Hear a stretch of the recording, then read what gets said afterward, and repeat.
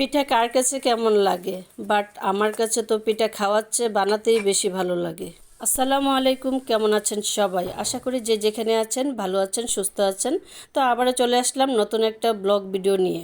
এই তো প্রতিদিন একঘেয়েমি খাবার হচ্ছে বুট, পেঁয়াজ, আলুর চপ, বেগুনি। তো ভাবলাম একটু ভিন্ন কিছু তৈরি করি। তো পিঠা বানাবো। এই পিঠাটা খেতে অনেক দিন ইচ্ছে করছিল, তো সব কিছু আয়োজন করে নিয়ে বসে গেছি পিঠা বানানোর জন্য।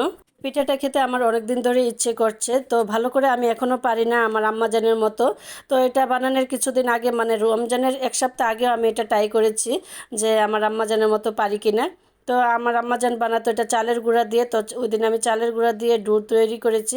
এত নরম হয়ে গেছে আর পিঠা বানাতে পারি নাই। পরে আমি আটা আর ময়দা দিয়ে ডো তৈরি করে এটা বানিয়েছিলাম, তখন পারফেক্ট হয়েছিল। তো সেজন্য আমি আটা আর ময়দা দিয়ে ডো তৈরি করেছি আর এইভাবেই করে বানিয়ে নিয়েছি। আমার আম্মাজান বানাতো এটা গরুর মাংস দিয়ে, বিশেষ করে কুরবানি ঈদের পরে তো মাস্ট বি এটা বানাতোই, একদিন হলো এটা বানাবে।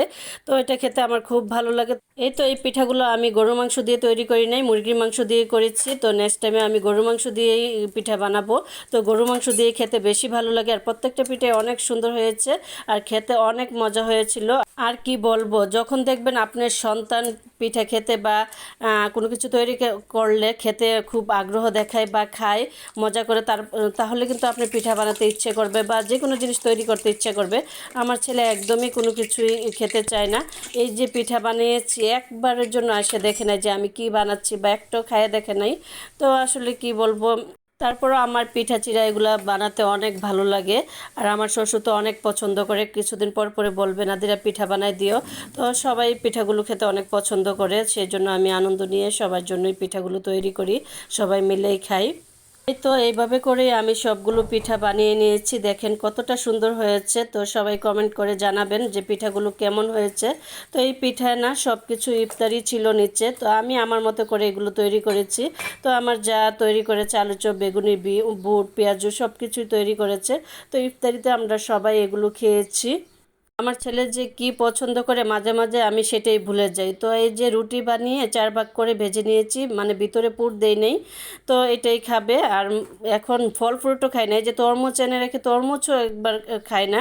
তো এই কী করব, আর আগে আলু ফ্রাইও খাইতো না, এখন ওই যে ময়দা দিয়ে খাবে, চিপ, জুস, তারপরে চানাচুর, ভাত, এই কয়েকটা জিনিসেই ও খাবে। এই যে বন্ধুরা, আপনাদেরকে আগেই জানিয়ে রাখছি, আপনাদের বাসায় যখন যাব আমাদেরকে জিজ্ঞাসা করবেন না কোনো কিছু খাবো কিনা, সামনে দিয়ে যাবেন, আমরা টুকটুক করে খেয়ে নেব। আপনার ভাইয়াকে টিভি দেখতেছে, বললাম খাবা, তরমুজ বলে যে না, আমি কেটে রেখে চলে আসছি, তরকারি নাড়া দিতে গিয়ে দেখি ফিনিশ। কি বুঝলেন? লাউ দিয়ে চিংড়ি দিয়ে রান্না করেছিলাম, এত মজা হয়েছিল। মানে বলতেছে যদি মানে শুকনা মাংস দিয়ে রান্না করতে তাহলে মনে হয় আরও মজা লাগতো। এই কথা শুনে আমার মনে পড়ে গেছে যে আমার আম্মাজান তো আমাকে শুকনা মাংস দিয়েছে। তো বের করে দেখি একটু ফাঙ্গাস পড়ে গিয়েছিল। তো আমি নর্মালে রেখেছিলাম, যেহেতু এটা আগে ডিপে ছিল আমার বোনের বাসায়। ডিপে রাখলে এটা সুন্দর থাকতো, সারা বছর রেখে খাওয়া যেত। তো এই যে ভেজে নিয়েছি, সব ঠিক হয়ে গেছে।